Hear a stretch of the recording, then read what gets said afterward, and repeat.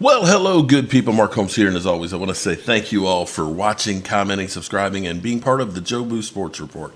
Without you guys, as well as you ladies, you know that this literally does not work. Hope you guys are having a great day. And I'm going to actually say the Cowboys did something great.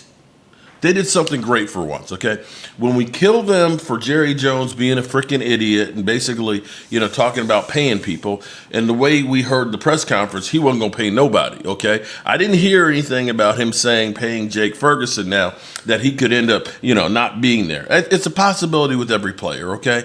What I'd said was listen to Jerry, but pay attention to what the team does. Do those things match up? Now, here's the question you have to ask is, now that Jake Ferguson got paid, is this a message to Micah Parsons? Like, you know what? We're going to pay everybody but you. You're going to do what we want to do. And we're mad at you for bitch slapping Jerry Jones. Or is this finally the Dallas Cowboys saying, let's get to work and get these things done? Okay? Because you could look and say, Jake Ferguson had a great season the year before. If you look at the body of work, last year wasn't that good. Now, you could say, well, part of that is because of Cooper Rush, but you could also say he did have a leg injury and he got the concussion early on. And is this just, something that happened that one time and that, he's going to get back to where he was in 23?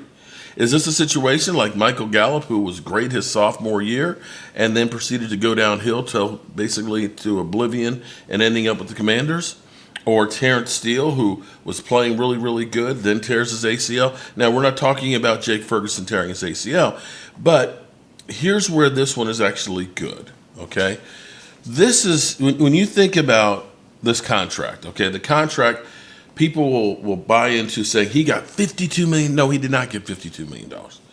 The only money that you can say that he absolutely got or will get is the $30 million.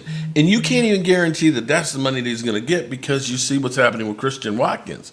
The Christian Watkins situation, they're trying to say, we're going after the guaranteed money. We don't want to pay that. Screw that guy.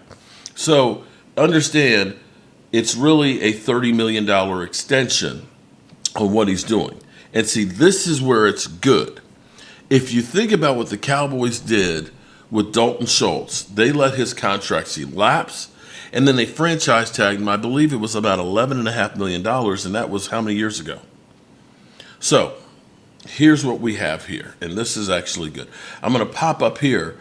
This is before, of course, the new contract hits, which is why we'll be able to compare this once the numbers get posted on here and worked out. As we see right now, Jake Ferguson's contract, he was scheduled to be a $3.5 million cap hit, which is very reasonable.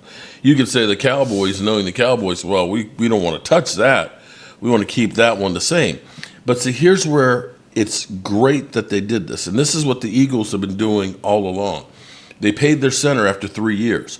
You've seen the Jets with Garrett Wilson and Sauce Gardner pay them after 3 years. Why? Because it ends up leaving them with this year. Because see, here's what you have to understand. If you were able to go back 5 years ago and buy a house, right? Buy a house at 5 years ago's number and pay for it with today's money, that house would be a lot cheaper back then. That was before COVID and everything else hit, and then everything spiked and went higher, right? Maybe you got that house. That house was $200,000 then. It's $300,000 now. But if you could lock into that price right there, when you and actually pay for it now, you're saving money because the value of money is lessened, or you've got more money. You understand what I'm saying. And so here's the thing: the Cowboys can keep that number if they want to, right there where it is, that $3.5 million, and start the contract for next year. Okay, because here's what the reason you want to say this is. They can go through and basically say that contract starts next year. It's an extension on what's already there. And with that, you could go through, because you take the signing bonus and the guaranteed money and stuff, you divide that by 4 and stuff, and you can go ahead and separate that however you want to over those years. And then you could turn around and say that first year, his base salary is $1 million. So you have the base salary and the signing bonus and the prorated signing bonus deals added together makes that first year. So you've now added this player and you've got him at $3.5 million. You've given him a $13 million a year deal, but you're not paying for it till next year when the salary cap will be bigger. And you can put voidable years on there down the road if you want to really stretch it out. Okay, so for example here's where it's actually very, very smart. Okay, you're sitting there thinking, well, $13 million, that's a lot. Well, if you think about going back to Dalton Schultz, where we paid him a franchise tag and let him walk. If we look at the franchise tag price for tight ends, okay, for 26, this is going to be for next year. Tight ends are projected to be at the franchise tag 16 million. 16 million, okay? This year, the tight ends are 11.7. So what you're looking at is you're looking at paying him less than that franchise tag price would be if you ended up letting him go. If you did not get this deal done and he has a great season, and then you say, well, we'll just franchise tag him. That franchise tag will cost you a hard 16 million. Well, with that contract, you can make that next year end up being about an $8 million cap hit if you want to. If you believe that that's going to be a guy that's going to be around for, 3-4 years, you can basically backload that contract and give yourself cap relief going forward. This is actually a great move by the Cowboys. This is the type of move that you wish the Cowboys had done with Micah Parsons last year. Now, if we look at the Cowboys salary cap situation, before this deal is changed, and I don't know how they structure it, the Cowboys like to pay as they go, whereas the Eagles like to put everything on layaway.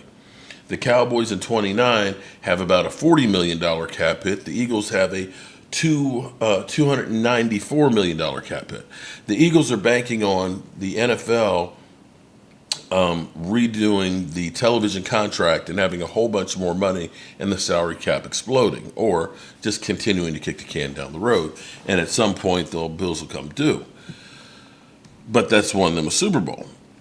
If you look at our salary cap situation right now, okay, as bad as you think Dak Prescott's contract was, he's actually only a $50 million cap hit this year.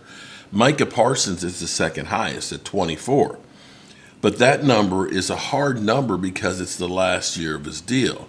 It would have behooved him to have done what they just did with Jake Ferguson, signing him basically a year before the contract is up.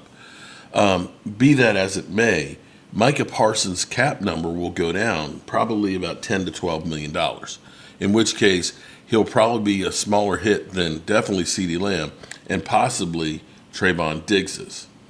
So the Cowboys will be able to get more cap relief. And the same thing is true when you think about Tyler Smith. Tyler Smith, with his number being $4.2 million, you can go ahead and get him signed. And we know that right now $23 million is the franchise tag number, and come next year, let's look at the franchise tag number. Offensive tackle, O-line is $23 million right now for a franchise tag. Next year it goes to 26.5. And we're seeing now players getting $23 million on the offensive line. So it would behoove you to get Tyler Smith done, locked in, while you can still play with this year being really cheap, and do the same thing where next year you could make next year's number kind of cheap as well. So we'll see what happens with the Cowboys from here going forward. And hopefully this is just the beginning of saying we're open for business, and that Micah Parsons deal, it goes ahead and gets done in the next day or two. We got practice. It is right now 12:30 on the East Coast, so that is 9:30. So about another hour and 45 minutes, the Cowboys will be taking the field, and we, of course, will be doing our live stream at 5. See you there. Peace.